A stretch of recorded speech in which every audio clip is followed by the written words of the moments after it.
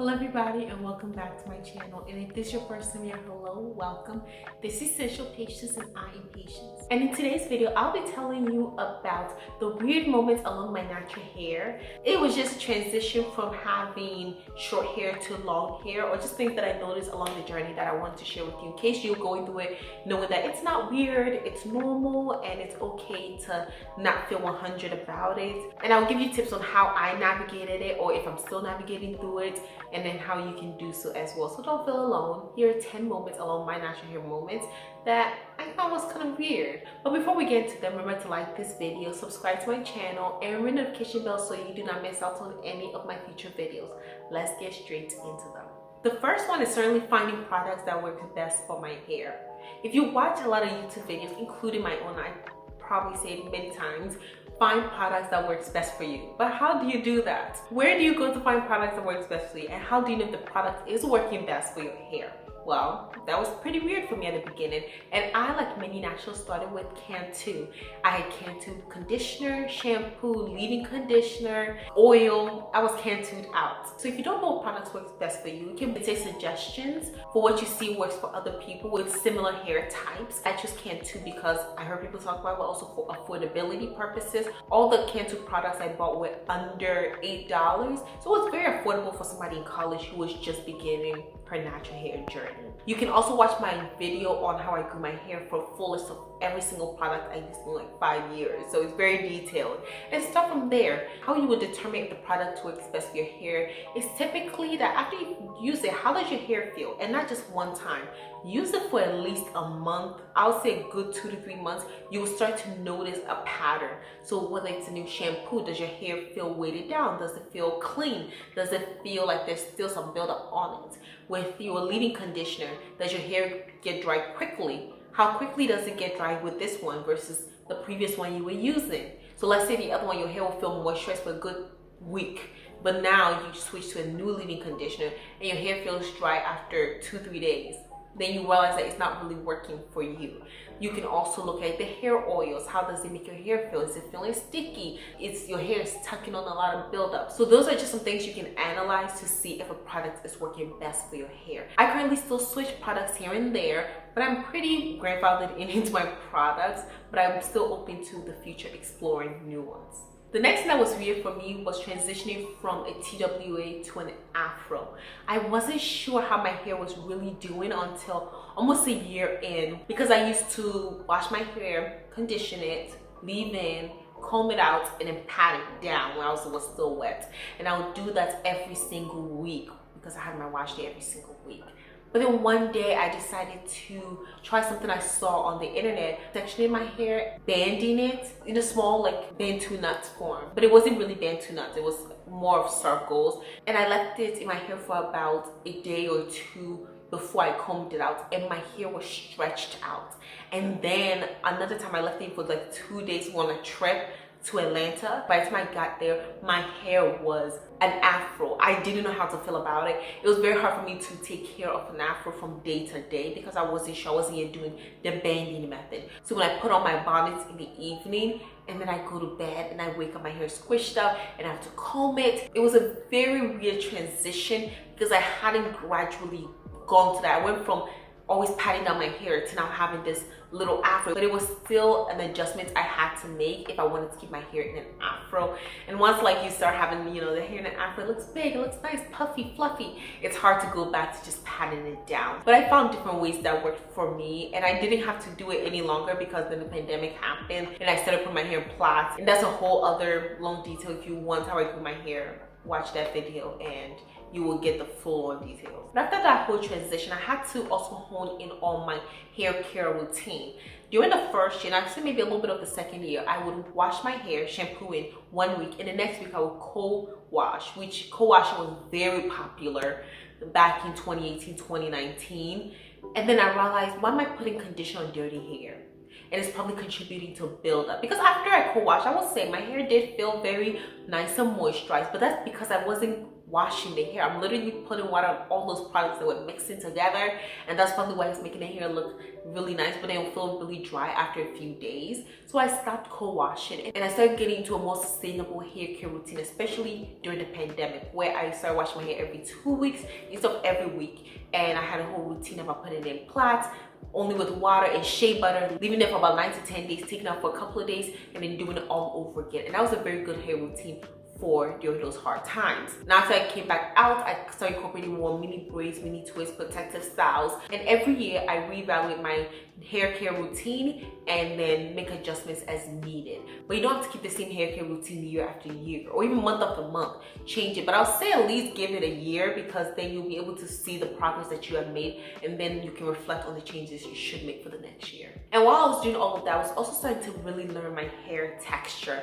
because I always had short hair for the first 18, 19 years of my life. I didn't really know what my hair texture was going to be once my hair grew out, and I had no expectations. I'm glad I didn't, because it was really weird finding my hair texture, because after the first year my hair started to get much thicker and more challenging to deal with, not because it was the hardest, but because I just didn't know how to deal with it. But now I've been able to learn my hair, which is a mixture of like 4A, 4B, and 4C, and I'm able to navigate around it and appreciate my hair texture for all it is. My hair can shrink up. A couple of months ago, my hair was kind of wet, and during the day it shrunk up. I'm pretty sure I have some videos of my hair looking more shrunken than others, and if I haven't already edited it by the time you've seen this video, probably you've seen the future.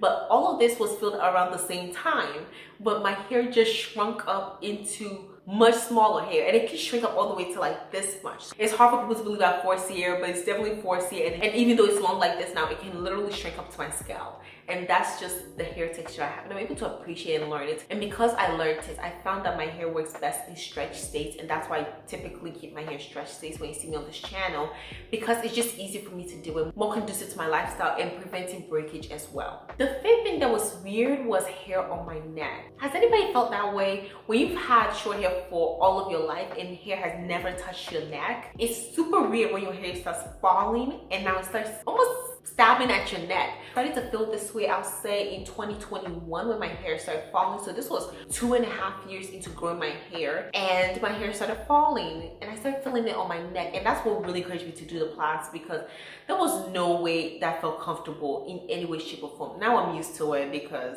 it's been a couple of years since then.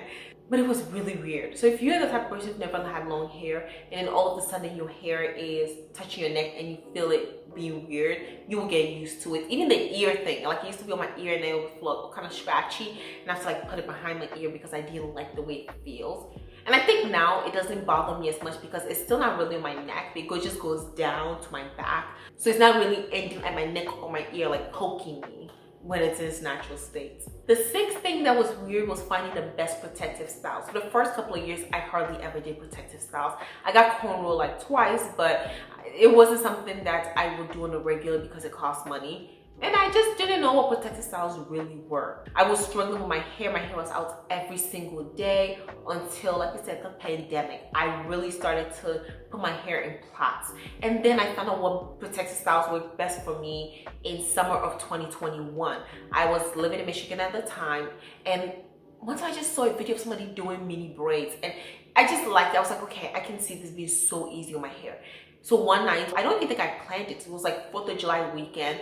I started to plait my hair, and I just continued. And then I didn't finish the next day before work. So I went to work with like half beading braids, half not. But I worked in an automotive plant at the time, so it wasn't the biggest deal. But I came home, I finished it, and I loved how easy it was, that I kept it in my hair to the end of my internship. So this was like, I think around the 4th of July weekend, and I didn't take it out of my hair till probably mid-August when I came back from Michigan. And after I took it out, I liked the results. It was so good that towards the end of August, I put my hair back into mini braids, or maybe it was like Labor Day weekend, and I kept it in there to like somewhere mid-October or early November. It was really good, and it started to just be my go-to protective style. That was the last time that year I did it, but in January of the next year, I did mini braids again, then I did mini twists in February. I just started doing a whole lot more protective styles, and mini braids and mini twists have been my go-to, or they're more like medium size, but I really found that those worked best for me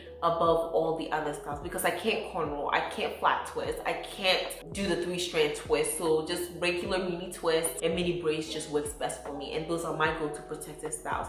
Find out what works best for you and what is affordable to your budget. And if you're not great at it, because I wasn't great at twist or mini braids at the beginning, just start out small and then work your way through, and you will see how it gets better over time. The second thing is getting used to hair length, especially in its natural form, because I do silk presses once a year, but just getting used to the length sometimes is really weird. Things just starts to get longer. The time it takes to detangle your hair gets longer. Even when I'm doing my mini twist, sometimes I'm still going and I'm like, okay, like when is it gonna end? Same with my mini braids as well. The length is still something that I'm not really used to still. That's because of shrinkage. So sometimes my hair is like this long, other time it can be like this long, or even longer than my back, especially because I keep it in the natural state. So I'm not used to the length as much, but I'm like used to up to a certain point, but it still kind of shocks me sometimes. I'm like, oh, my hair is like long. it takes me back. The next thing that was weird was certainly hair goals. I've gotten to the pattern of starting to add hair goals into my goals or into like just having goals for my hair, because I think you can't manage what you don't measure. And if you fail to plan, sometimes you plan to fail. Having some hair goals of, okay, I want my hair to be healthy, I want to keep more protective styles, I want to do more hairstyles. It was weird to me when I saw people do it in the natural hair community, but I've gotten to understand why it's important to do so. It's just that sometimes we forget to even have fun with our hair, and that's what I want to do this year. I want to have fun with it. I want to do more hair color, temporary hair colors. I want to do more hairstyles, and those are my hair goals. I don't have a specific length, but I want to make sure I keep my hair protected. I am being gentle with my hair, and I'm having fun with it, and those are my hair goals. So it's not weird at all to have hair goals. I know sometimes you don't want to be obsessed with it, especially if it's like length, volume, and thickness and everything. Don't be obsessed with it, but still it's okay to have hair goals and to have fun with your hair especially. The next thing that was kind of weird is finding go-to styles. How do people find hairstyles that just works best for them? Some people have their braids, some people have wash and goes, others have twist or hair braid, that they just have this as their go-to style. I didn't really have that until about 2-3 years in, but mostly when my hair is out, my hair is out. I don't like ponytails, I don't like puffs, because I used to have puffs as my go-to style, but then I'll always feel some sort of heat or tension at like the middle of my hair, especially after a few hours. It just starts to feel uncomfortable. So now I just let my hair out the way you see it on this channel, and for it to fly freely. That's typically how I wear my hair. Now once in a while I'll put in a bun or puff, but hardly so. My go-to styles are that. Of course, my go-to protective styles are mini braids and mini twists. But finding go-to styles can be very tricky because you want to make sure it works for you and it's something that you can easily do on the go. But for me, I would band my hair at night, and I'll take it out in the morning and I'll be ready to go. And the last but absolutely the least thing is loving my hair. Now I know that may seem trivial for some people, but in Black society, natural hair has not always been accepted, and it's still not being fully accepted. I just did a video on the ladies talking about don't bring your natural hair to my event. Funny that. But being able to love my hair is something that I'm really glad I was able to do. It's kind of weird because I don't think it's something that I should have had to even do, because it's hair that grows out of my scalp. It's my God-given hair. But learning to love it is just something I'm so grateful for, because I didn't have a hard time loving my hair. I just accepted it for what it was. I didn't have an expectation of it looking this curl and having a curl definition of this. I just accepted my hair the way it was growing. I did what was best for it, and I had the best hair care practices that I currently know of, and always getting better and always doing what I can to make it better in order to continue to love my hair and to appreciate it for everything that it is. Love your hair, be grateful that you have hair, and do everything in your power to be good to it. Because sometimes if you hate your hair, then you're not going to be as dedicated to it as you otherwise would. You're going to neglect it, you're going to find it as an inconvenience, and you're just going to be more aggressive to it than you would otherwise if you loved your hair and you put care into it. So love your hair, and it's not weird if you're struggling to do so, but I would say do the work now and instill yourself self-love and hair love. And then if you have kids in the future, instilling them so that they wouldn't have to go through the same struggles that a lot of Black women today do. Let them love their hair, teach them to love their hair, and that their hair is perfect just the way God made it. So with that, bringing this video to an end, thank you all so much. Let me know in the comment section, did you go through any weird period with your natural hair? And if so, what was it? I'll be reading all the comments and responding. And if you enjoyed this video, watch another one. I have like 200 videos on my channel, and I'm sure there are many that you will enjoy. I would recommend a video called The Ugly Side of Natural Hair. Watch it and let me know what you think. Remember to subscribe to my channel if you haven't already, like this video, and ring the notification bell so you do not miss out on any of my future videos. So thank you all so much, and I'll see you in my next video. Bye!